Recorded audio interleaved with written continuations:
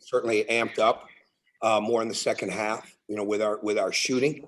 I mean, with our defense, even when our shooting wasn't going the way that it needed to be. We had 3 stops in a row 8 times, which is a huge number for us. It's right up there with deflections. We had 42 deflections. Aaron Cook had 10. And we had 3 stops in a row 8 times. That's big. Those are kind of things that are games within the game for us on the bench. But it's for us, when we make it hard is when we're not trying to make the extra pass, when we're trying to drive into traffic. When we make it right, we're trying to make the next pass. The ball's moving, we're cutting. And we got better at that tonight. And we had to make some adjustments in the lineup at times to make sure we had that. But our guys just have to learn that is how we play. And the ball sticking or the ball not being thrown to the cutter, not reversed from side to side, not going through the paint. Those are things we can't do. And we've got to continue to get better at that. Our shooting will get better. But tonight it was our defense. It was our rebounding. And they were a very good team, very good 3-point shooting team. And our guys, for the most part, did a pretty good job of the adjustments we were trying to make to guard them over the last few days. Go ahead. Okay, we're going to get started with some questions. First, we're going to go to Mike Griffith, and then we're going to go to Anthony Dasher. Okay. Yeah, Coach, can you just talk about Aaron Cook, just a real stat box stuffer tonight and what you're seeing from him? Well, I thought he's done a really good job, and the rebounds were big. The 8 assists to 10 points, but he came out. He was really, really moving. And I was worried because we've been going straight since Wednesday, and we practiced Wednesday, Thursday. We played Friday. We practiced Saturday, Sunday, Monday. We played a day. Our guys aren't used to that, and I thought the energy that they played with, the way that he came out, the intensity that he had, the way that he moved the ball. With Christian and Aaron the other night, it was good. It wasn't great. I thought tonight it was much better. And Aaron's got a lot to do with that because he can get out. We put him on the other team's best 3-point shooter in number 4 to start the game. He's getting dogged the entire way up the court in the pressure. Sometimes we brought a screen up. Sometimes we didn't. He played a lot of minutes and he never wore down. I think that shows the kind of veteran that he is. Coach, you touched on the energy aspect. How much did that kind of push you guys through this game? And in a night where everything, like you said, wasn't working like you would hope. I'm more concerned if Mike Griffith found out if you have a Porsche or not. That's what I'm more interested in. Because did we ever find out, Mike, if there's a Porsche dealer? No, I don't think so. Okay. Well, maybe I'm a pickup maybe truck Anthony guy gets anyway. this from Louisville Porsche too. But I'm a pickup truck guy anyway, Coach. we got to have fun. I thought they really, really went well, and because I always worry about legs, right, and especially with the shooting. And they came out and they were really moving defensively. The game has always given you something. For us, it got us in the bonus at the 10:07 mark of the second half, and so then you have to play according to that. But our guys are learning. It's going to take a while with the chemistry. It's going to take a while with rotations. We still do not understand all the game plan aspects that you got to have night in and night out. Tonight's game plan will be different than what Saturday's game plan is. You got to make adjustments, and that'll take some time. But to play that hard, that intense, and I thought our crowd was really, really good. They really helped us, and we'll get better from that. Okay, next we're going to go to Ryan Dennis and then Lance McCurley. Hey, Coach. I know Aaron had talked a little bit about that gelling and chemistry and whatnot. What's a realistic time frame to get those guys where you want them to be, and how difficult is that with so many new faces? Oh, I don't think you can put a time frame on it. I mean, it's a lot of new guys. Some young, some old. They're all new. It just takes time, but we work at it every day, and you get better at it every day.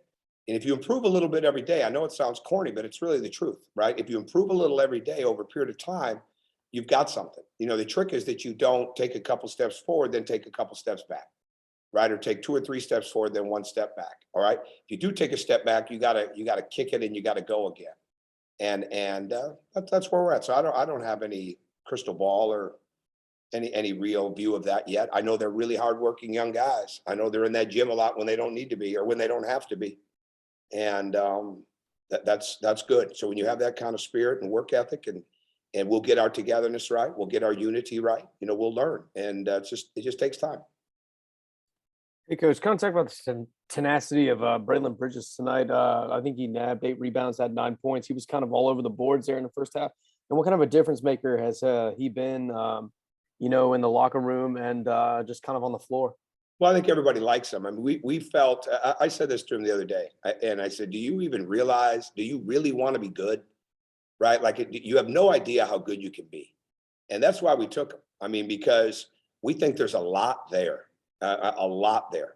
Now he has had to deal with some health things over a period of time. He injured his ankle a little bit the other day, so we tried to keep him in and out a little bit. I wasn't quite sure how he'd play, but he can really score down low, and he can really pass the ball. We played him in some longer stretches than what we would have normally wanted to tonight, as he gets himself into really good game shape.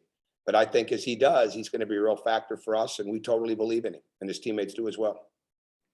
Okay, next we're gonna go to Davis Baker and then Drew Beal. Hey, Coach, what do you think it says about your team that, despite some tough shooting in the first half, that they, stayed playing hard on the defensive end and held FIU to under 34% shooting? Have you had a haircut since last year? That would be my first question. I need one badly. Crazy week. I'm not sure. I mean, COVID's over, man. Get to the barber shop. I'm kidding. Promise by next Tuesday. I got you. Don't shave it though. I'm just kidding you. I'm just kidding. To me, it's just there really is no. You just got to be together, right? Like when you're together and when your guys are trying to make plays for one another, the game gets so much simpler. I mean, it just does. I mean, so it's really not. It's really hard to pinpoint it. It's really hard to predict when it's going to be like that. But when the ball is moving and when you come in with an aggressive defensive mindset and you're going to get on the glass and you're going to run and you're going to move without the ball, all right, good things are going to happen. So all the other stuff fills in according to those things. And that's what we just have to continue to learn to do. Hey, Coach.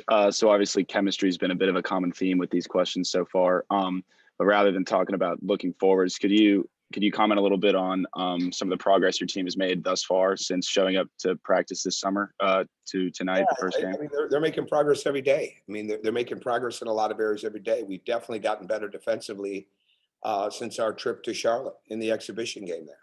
And we've gotten better throwing the ball ahead. And we're improving it. But I do think that this team is going to improve a lot because they can shoot the ball. There's a ceiling on teams that can't shoot the ball.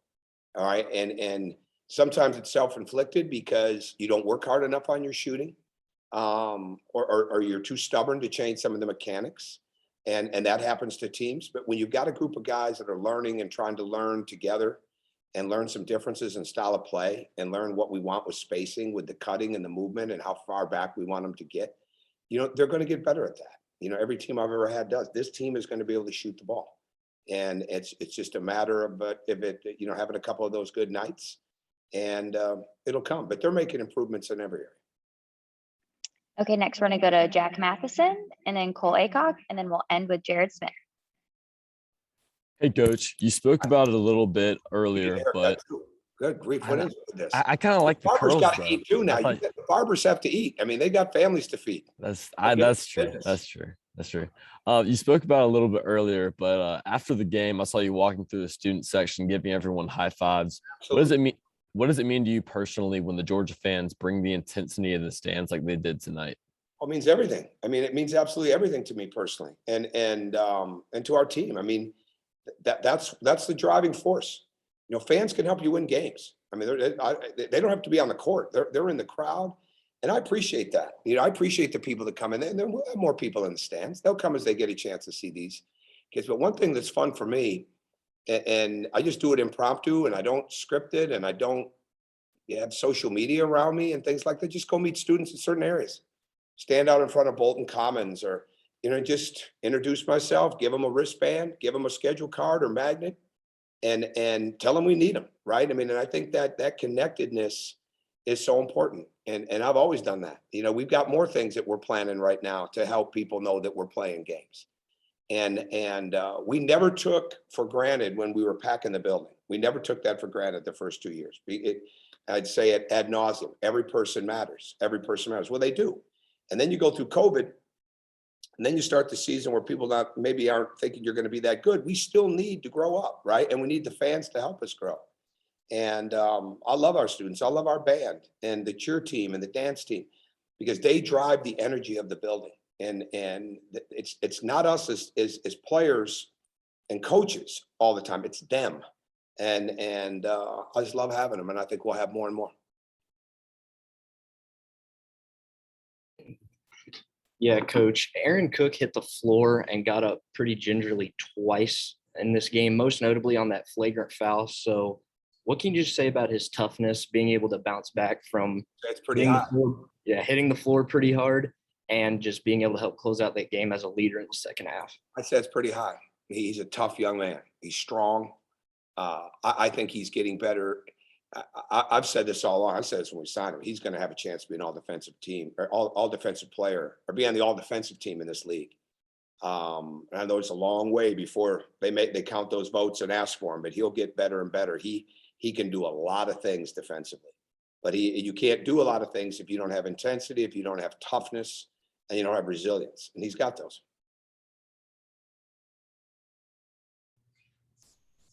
Hey, Coach, one of the things you really emphasized in Friday's post-game interviews was the team's physicality. How do you think the team did tonight compared to Friday's exhibition game against Morehouse? I don't know. I'll have to watch the film, but I thought we were pretty physical. We had 17 offensive rebounds. We out-rebounded Florida International by 10, and they're a good team. They're a big team with really good shooting. I think it's physicality and understanding how to do it without fouling are always going to be works in progress.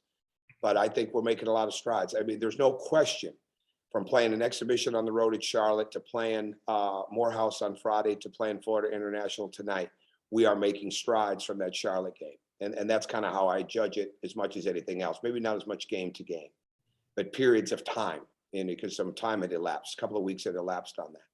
So that's what you want to look at with your team. Are they really buying into what they have got to do to win? And physicality. And that's one reason we're not as deep in the bench right now, because some guys aren't just ready for that yet. But they will be. They'll keep getting stronger and they'll keep getting better. And we're very positive about that. Okay, that's all the time we have today with Coach Crean. Thank you. Thank you.